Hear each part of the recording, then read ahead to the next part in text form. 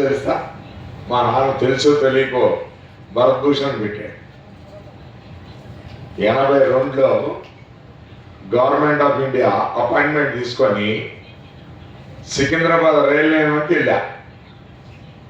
Personal డిపార్ట్మెంట్లో ఉన్న clerk ఎక్కడ జాయిన్ అవ్వాలి, ఈ ఆర్డర్ వచ్చింది అంటే అమ్మో అమ్మో అడిగి బాధ అయిపోతున్నాయి. ఏదో కంట్రీ నేను దోచుకున్నట్టు. అరే తమిళియన్ ఆయన ఎంగా స్వామి నువ్వు పెరిగిపోతావు అని అంటున్నాడు. అంటే ఆలోచించండి, ఇన్నేళ్ళు అప్పుడు నేను 40 ఏళ్ళ క్రితం జాయిన్ అయినప్పుడు. సరే, ఇంకొక ఆయన ఉన్నాడు పెద్ద ఆఫీసర్, బన్సిలేరులో పేటలో పుట్టిన తమిళ బ్రాహ్మణ్. ఆయన మా టీఆర్. అబ్బా ఎప్పుడు వెళ్ళగా అనేవాడు, అరే నేను ఇక్కడ సికింద్రాబాద్లో పోస్ట్ చేస్తా, సికింద్రాబాద్లో పోస్ట్ చేస్తా, మీ వైఫ్ కూడా వర్కింగ్ ఉమెన్ కాబట్టి. ఆయన భ్రమపడ్డాడు ఏంటంటే ఈ భరత్భూషణ్ అనేవాడు యూపీకి హైయెస్ట్, అంటే ఈక్వల్ అంటూ రెడ్డి కమ్మ అనుకొని నన్ను చేస్తారన్నాడు. ఎవరో చెప్పాడు 2 రోజుల ముందు. ఈ కాదు ఎస్సీ ఓడారు, తీసుకెళ్ళి కొల్హాపూర్లో వేసి 1000 కిలోమీటర్లు. అంటే మనలో మార్పు అట్లా చెయ్యాలి. ఇవన్నీ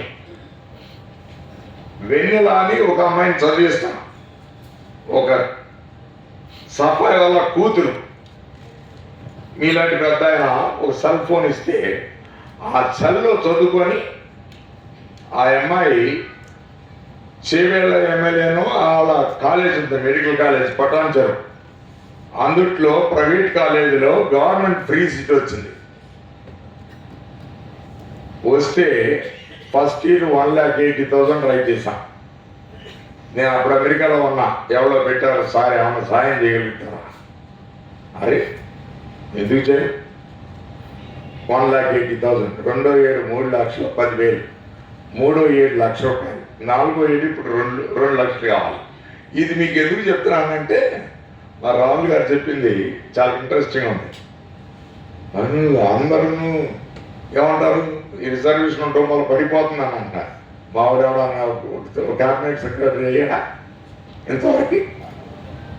80 ఏళ్ళు తీసుకో, ఎవడు కాలే, మరి ఎప్పుడు అవుతారు?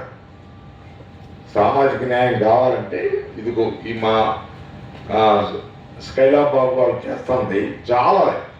వాళ్ళు నాకు ఒంట్లో బాగా పోయినా ఆయన అన్న తర్వాత నాకు అనిపించింది వెళ్దాం 1 గంట కన్నా.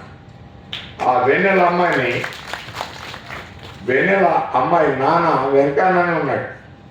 ఆడు 3 రోజులు పని చేస్తే 4 రోజులు తాగుతాడు, 4 రోజులు పని చేస్తే 3 రోజులు తాగుతాడు. ఇప్పుడు ఆయన మేము క్రీపర్స్గా పాకే వాళ్ళని పైకి తీసుకురావాలని ప్రయత్నం, పాకే వాళ్ళని పైకి తీసుకురావాలని ఆ ప్రయత్నంలో ఈ 4వ ఏడు ఈ అమ్మాయికి 4వ ఏడు కూడా చూస్తాం. ఇంకొక 1 ఇయర్ చూస్తే ఇట్లా కొన్ని 100 మంది చేశాను. ఇంకొక ఇన్సిడెంట్ చెప్తా. ఒకసారి ఒక ఆళం వచ్చింది నా ఆఫీస్కి. ఏంటమ్మా ఏం కావాలని అన్నా.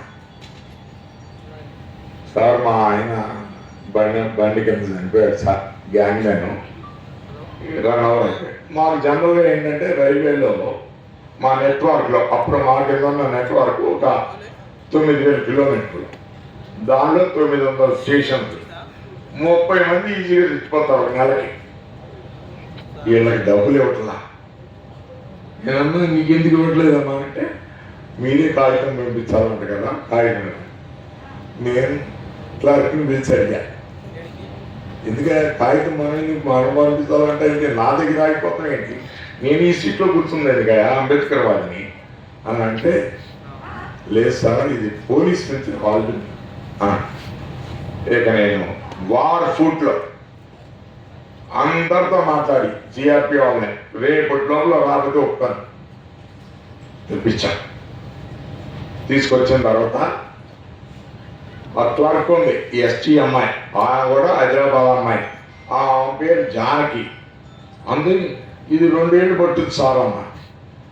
బయలుదేరమ్మా లోపల అన్నం తెచ్చుకుంటే నేను అన్నా నీ పక్క నుంచి కూర్చుంటాను నేను కదా, మన ఇద్దరు రాద్దాం. ఇదిగో మీరు ఆలోచించండి, తత్వంలో అన్ని సైకిల్ స్టైల్ లెటర్స్ ఇప్పుడు కంప్యూటరైజ్డ్, కానీ ఆ టైం తీసుకుంటాడు. ఎందుకంటే చేయాలని మనందరూ కూడా ఇప్పుడు ఎంతో మంది విప్లవకారులు మాట్లాడుతుంటారు. నేను ఒక 5-6 మంది ఎమ్మెల్యేలను చేశా, ఆ ప్రతిసారి చెప్పాను. అది ఎమ్మెల్యే అయిన మొత్తం మాట్లాడుతాం మానేశాడు. అయ్యన్న ఎమ్మెల్యే అయిన మొత్తం మాట్లాడుతాం మానేశాడు. అంతకుముందు అంబేద్కర్ గురించి మాట్లాడతారు, కోకల్లోనే మాట్లాడతారు.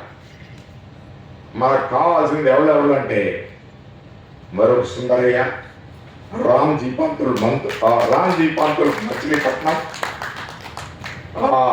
నెల్లూరు ఆయన కూడా బ్రాహ్మణే, పద్మశ్రీ వచ్చింది, యానాదులకి చేసిన ఆయన. అట్లా నేను ఐఏఎస్ చదువుతున్నప్పుడు ఈ వైఎంసీలో నడిచెళ్ళేవాడిని. 50 ఏళ్ళ క్రితం చూస్తే రాజ్ బహదూర్ గౌడ్ రెడ్డి హాస్పిటల్ ఉండేది. మనం ఎప్పుడు చేస్తాం? నేను కూడాను 2010 నుంచి 20 వరకు ఒక డాక్టర్తో హాస్పిటల్ రన్ చేశాను. ఎందుకంటే వాళ్ళే కదా మనం కూడా చేయాలి.